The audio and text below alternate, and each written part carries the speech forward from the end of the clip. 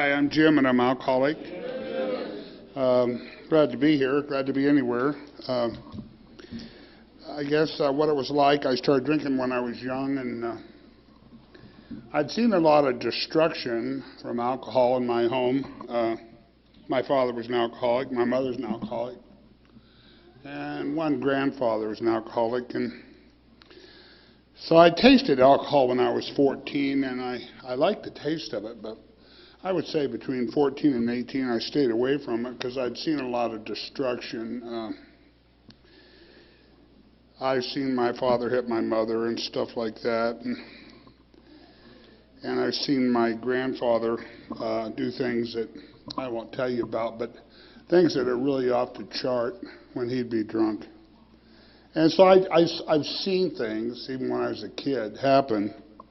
I pretty much stayed away from it. But when I went to college, when I was 18, I started roughnecking, and it's the only job. That was in 1964, so you can tell I'm not a young guy.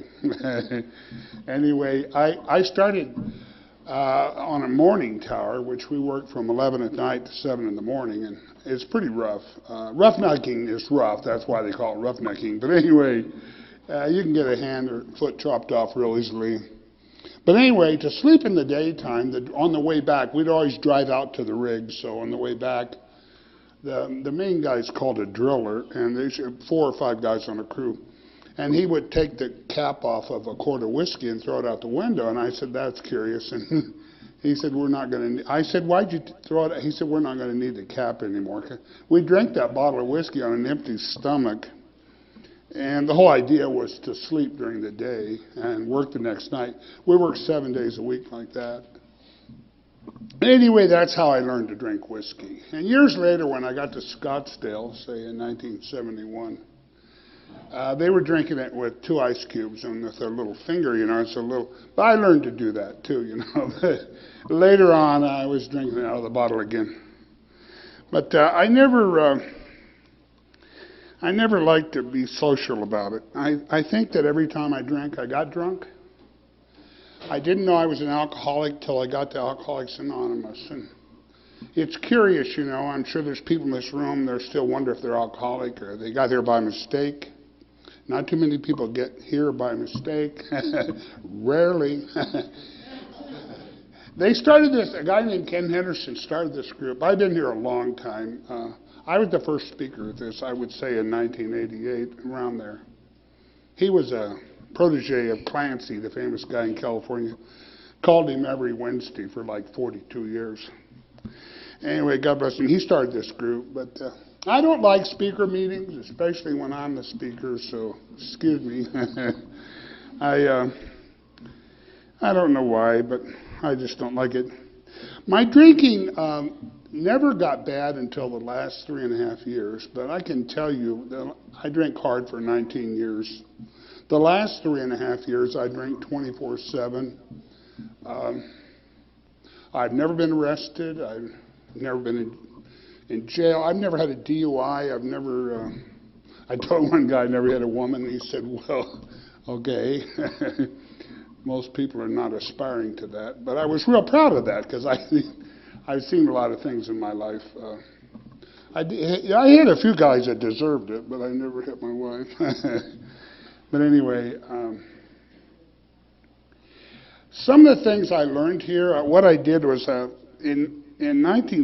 first came, I was wondering, is there anybody around 29 or 30 in here, around that age? Okay. In 1975, I divorced my first wife, and it's kind of rough why, but I just had it with her and ended up getting custody of the kids, but I was 29 years old.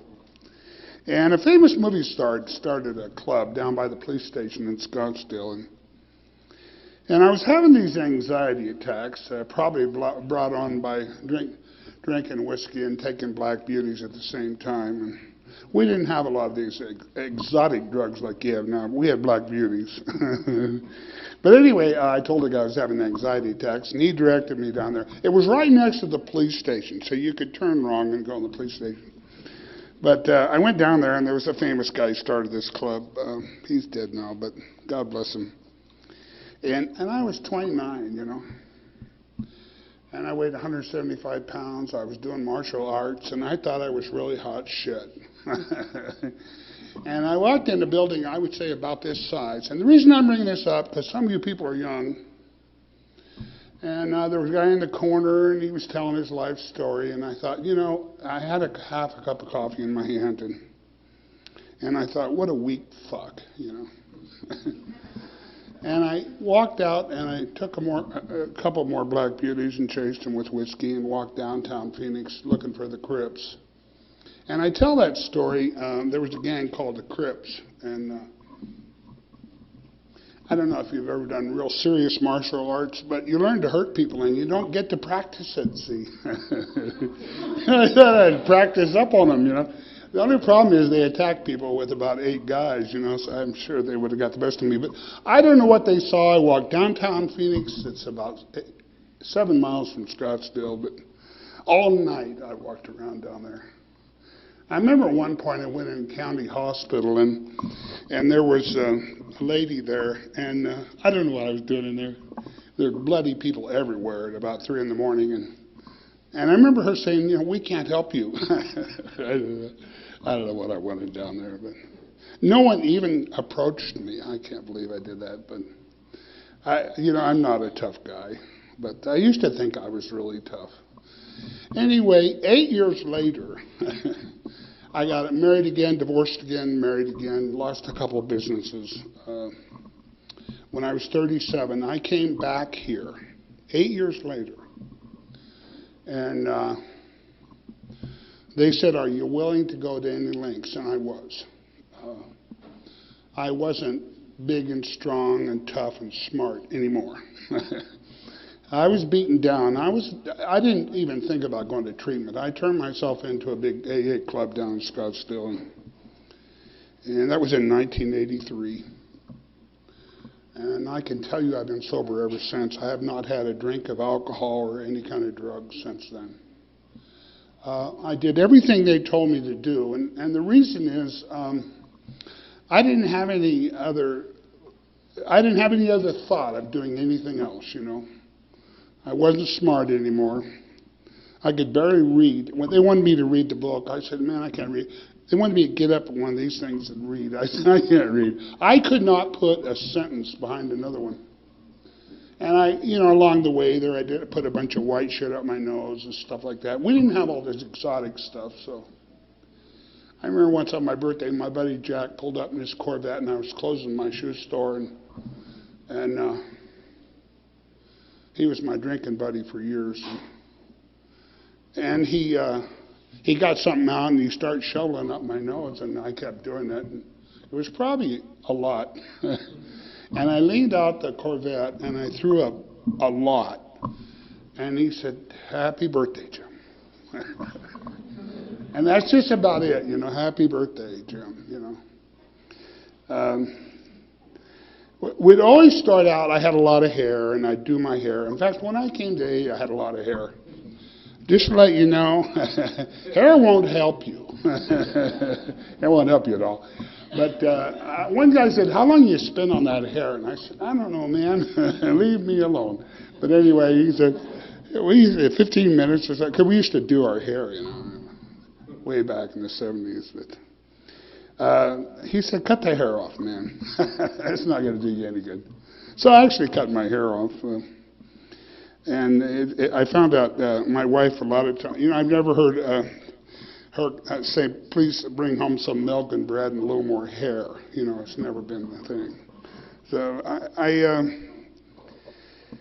I learned a lot here. Obviously, I'm not prepared, and I don't like prepared speeches, but some of the things the old guys, I turned myself in, and these old guys, there was like 5 of them in this club, and I was unemployed. I was unemployable. And, you know, I had a college education, you know.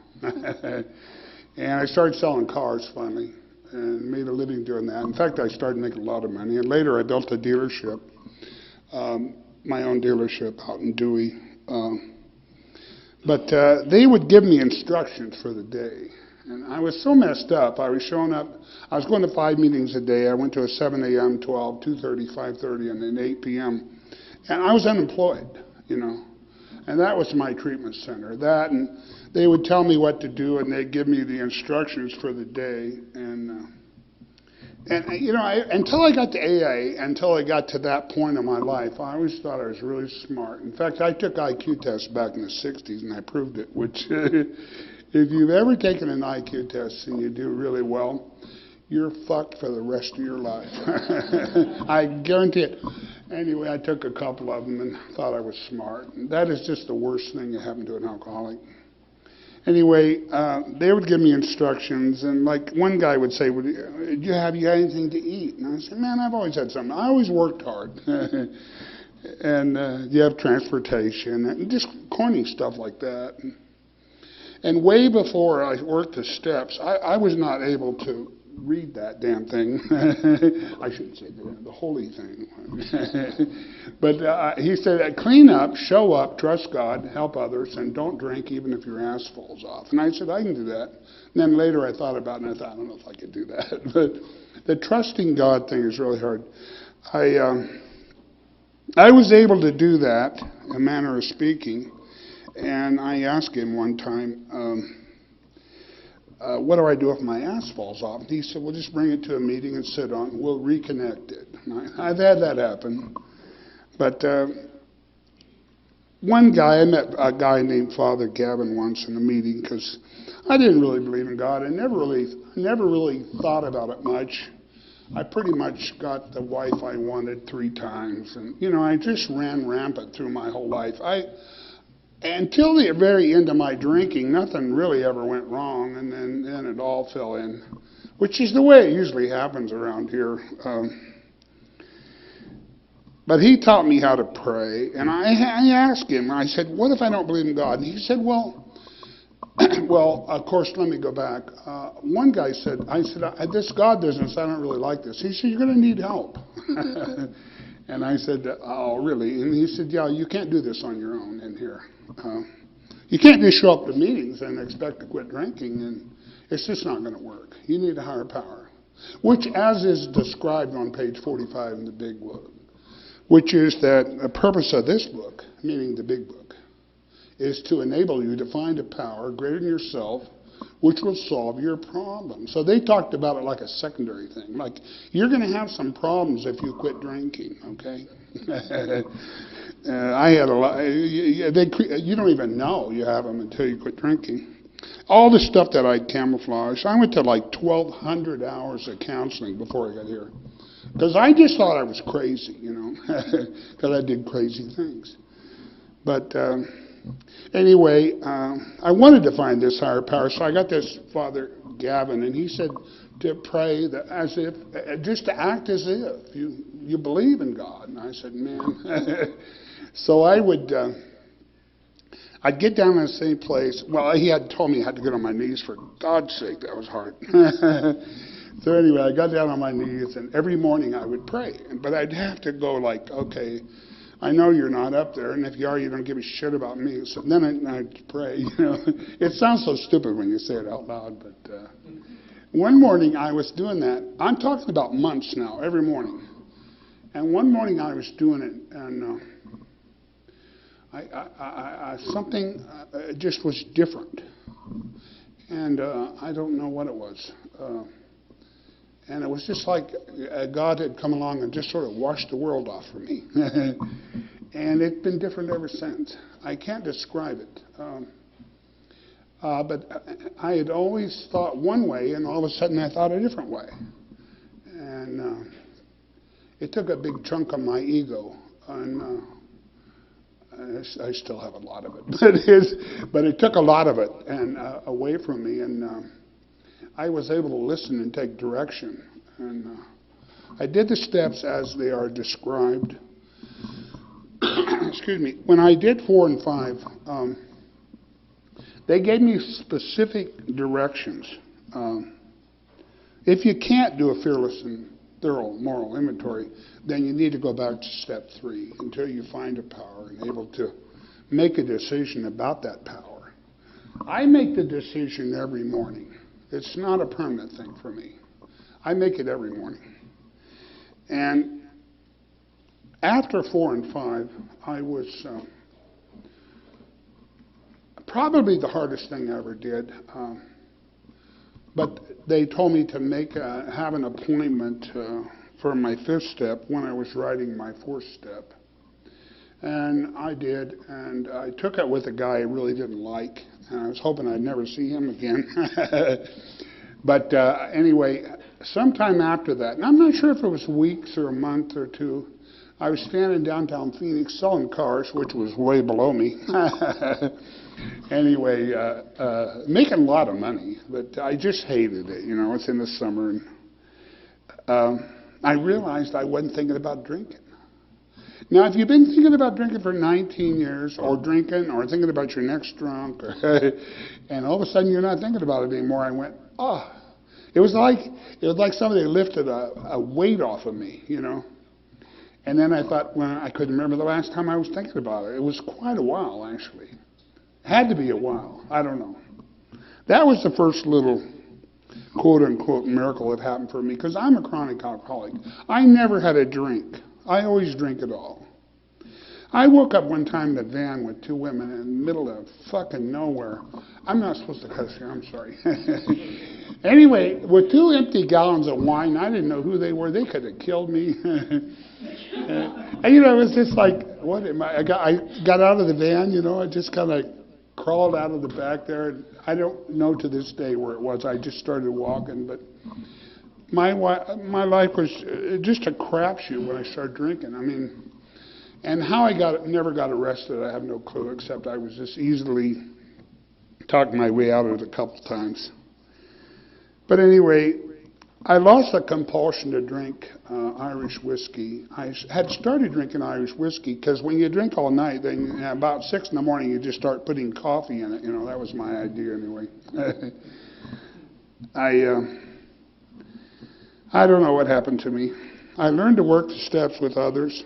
I moved up here in '85 with my third wife and raised two kids in this town. They're 34 and 35 now. They've never seen me take a drink of alcohol.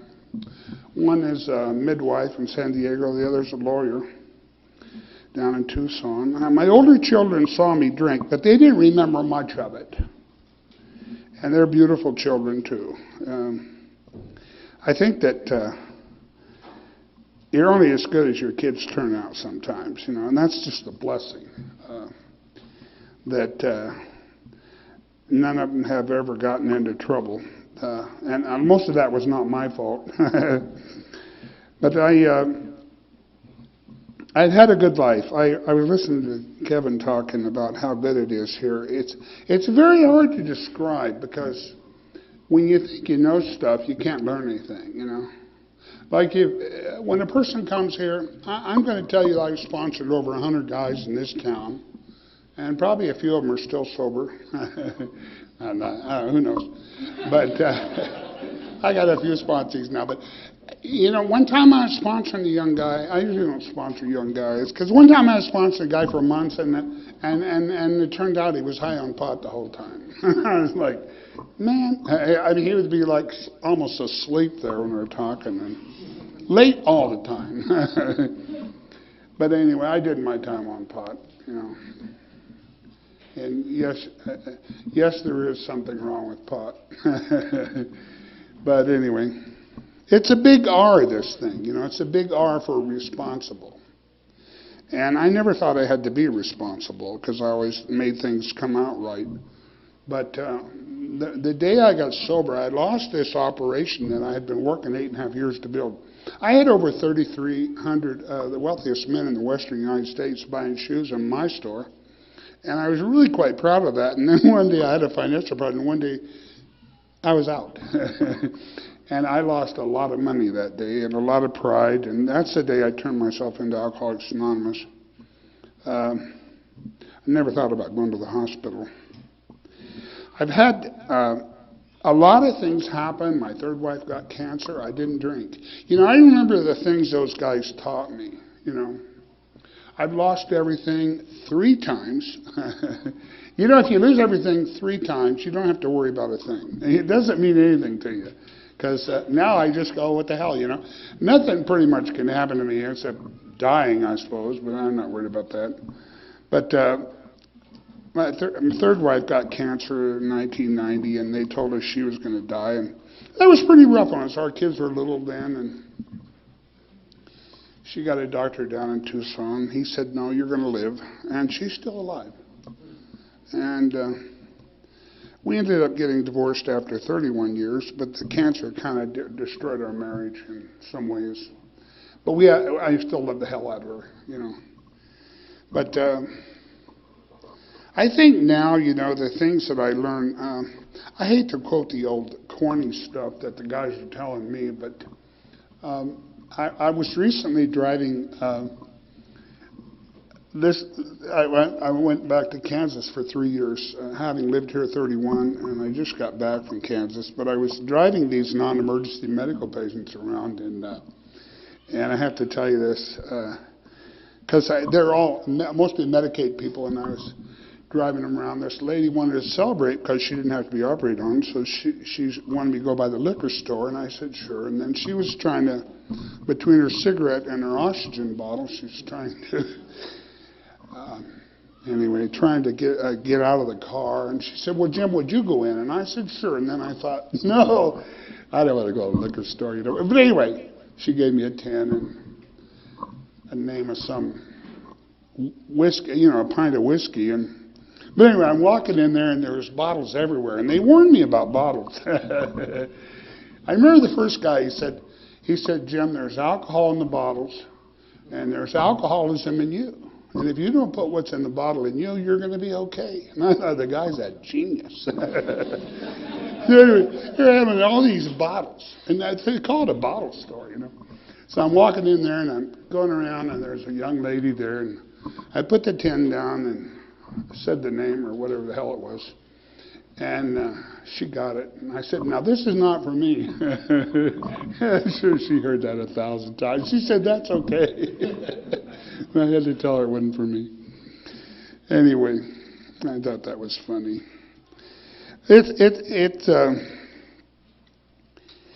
reason I don't like to talk is because when I was sober a year, I had gone to 1,000 meetings, and I got real good at giving a talk.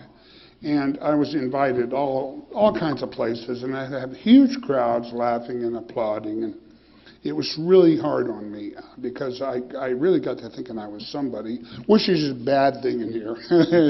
When my mother-in-law moved up here in 90 to work for the bank up here because my wife was sick, she told people down at the bank that her son-in-law was a big shot. And I said, "No, Joy, no, not a big shot." But anyway, I got to speaking around the valley down there, and after one talk, I just realized how bad it was for my sobriety to just really, I would never be a circuit speaker. I couldn't do that because it's just so bad for my ego. It's already big enough, you know, without thinking that I'm somebody. Anyway, some of the things that I learned here, basically, in step one, I think that my biggest question is, what if I'm here by mistake? And I know I'm not going to ask for hands, but I know there's people out there that think they got there by mistake, or they had a DUI and it was all a mistake. I had a guy one time tell me he had 3 DUIs and they were all mistakes. But am I here by mistake? And I don't know. But at some point of my drinking, I lost control of my drinking. And it could happen at any age. I could have stopped it when I was 29. And I got a lot of marks on me between 29 and 37, I'll tell you.